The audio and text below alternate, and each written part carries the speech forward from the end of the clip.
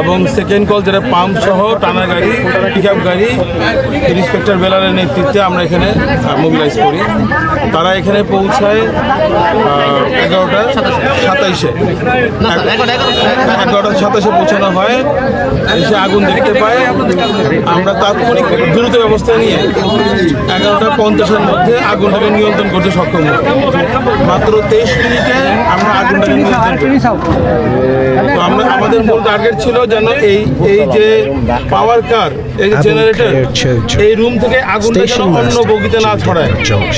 On the Dhaka Mymensingh rail route said train services from Joydepur Junction are normal.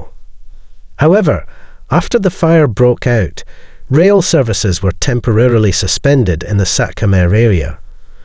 As a result, no trains from Dhaka are able to go to Mymensingh Division. Sweeper Fire Service in charge Mahmuda Hassan said, 2 units led by firefighter Belal Ahmed have reached the spot and are trying to control the fire. The cause of the fire and the extent of the damage were not immediately known. Whether anyone was injured in the incident will be known after the fire is extinguished.